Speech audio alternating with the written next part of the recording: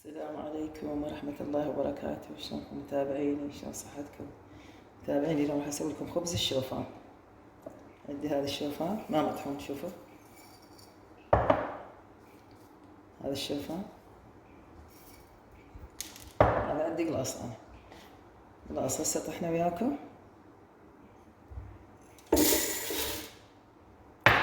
هسه طحنا وارجع لكم. هسه متابعيني طحنت بهذا الشكل. بسم الله الرحمن الرحيم. هسه راح اسوي وياكم قلاص تجربة، جربوا تشوفونه، بعدين تقدرون تسوون كمية كبيرة. بسم الله الرحمن الرحيم. نشوف صار هذا الشكل طحين، شلون طحين ناعم. بعد عليه رشة ملح، وهاي العجنة. اللهم صل على محمد وآل محمد. كل زين الشوفان بألياف ومفيد للسكر للرجيم. اللهم صل على محمد وآل محمد.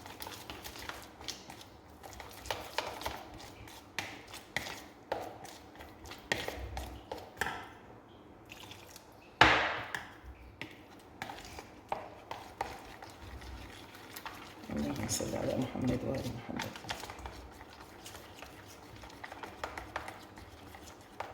شوف هسه هذا قلاص يطلع لنا 4 قرص خبز، 4 3 يطلع. هذا قوام هيك نريد اشوفه. هسه نروح على الطباخ. شوفوا متابعيني، بعد ما عجنته بالماء خليته تقريبا 5 دقائق، 5 دقائق خليته. هسه سويت؟ قسمته بالنص. هسه النص راح اخلي عليه زعتر، يعني كلش يصير طيب بالزعتر. خليها عليه خاشوقة الزعتر، هذا ويا الجبن الصبح للريوق كلش طيب. بعد بكيفكم، انتم تخلون نكهات ما تخلون بكيفكم. هاي خاشوقة مع الزعتر.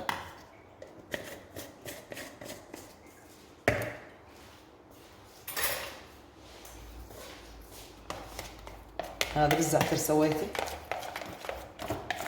هاي طلع لي خبزتين. شوف ريحة الخبز صارت كلش طيبة، ريحتها صارت. هاي تاكلونها الصبح ويا الجبن.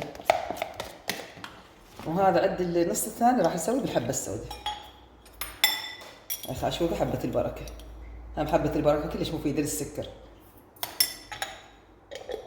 بكيفكم تقدرون تسوونها يعني عادي بدون نكهات، بس الملح كيفكم. انا احبه بالحبة السوداء.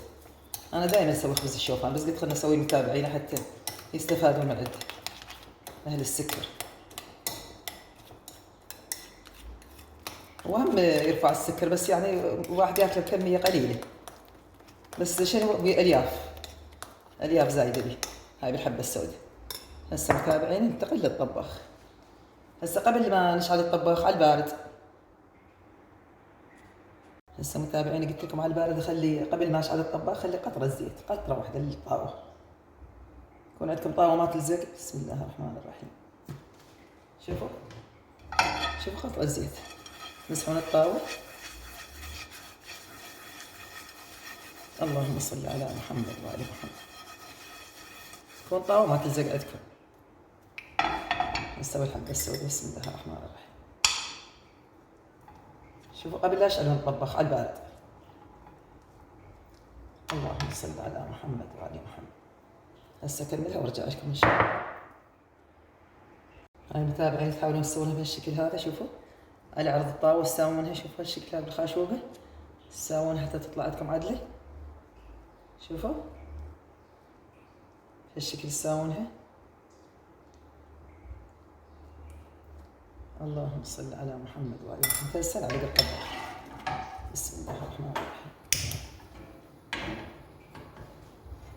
اللهم صل على محمد وآل محمد.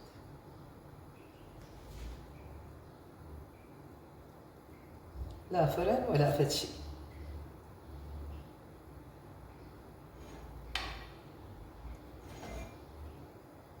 انا دائما والله اسوي خبز الشوفان، اسوي خبز العدس، خبز الحمص. هسه هذا الحمص مال الحصه الطحنونه وتسوونها هم كل زين. هم ينصحون بيه والله، كلش ينصحون بيه للسكر. اللهم صل على محمد وآل محمد. بس خبز الشوفان أطيب من العدس وأطيب من الحمص، أنا مجربته. شوف ما انتي شفتكم، شوفوا انا شفتكم باعوا يلا تسوون هالشكل هذا وتقلبون هسه ان شاء الله من اقلبها اشوفكم الان. هذا متابعين شوفوا شلون خبز، شوفوا هذا تقدرون تخلونه بالكيس نايلون، تخلونه بالمجمده، بس كيسكم تطبقونه يعني اي هو ما يدخل، اذا دخل له هوا يلبس. هسه راح اسوي بس اثنين، هسه هاي وحده. بسم الله الرحمن الرحيم.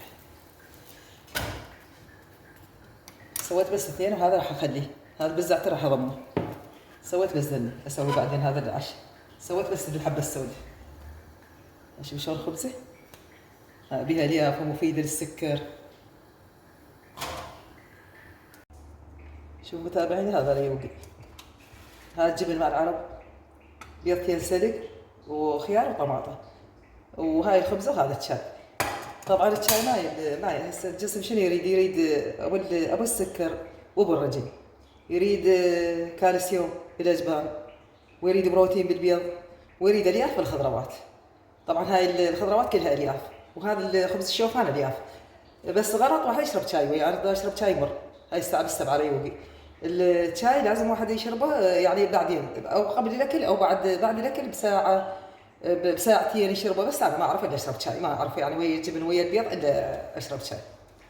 هذا قلت لكم هذا كالسيوم، الجبان هاي جبان مال العرب. انا هذا جبن المصنع ابد ما ادخله ببطنه كلش، مصنع هذا مال العرب، منقعت انا ما يمدح. هذا مال العرب، هاي بيضتين سلق، وهذا بروتين، وهذا كالسيوم، وهذا الياف، وهاي خبزه الشوفان. هاي خبزه هسه راح تريق بيها، خبزه ضميتها للغداء. وذاك اسوي شوف اذا تعشيت اسوي لي خبزه، واذا ما تعشيت انا ما اتعشى لي تفاحه برتقالي. هذا متابعيني، واذا عجبكم لا تنسون اللايك والاشتراك، والسلام عليكم ورحمه الله وبركاته.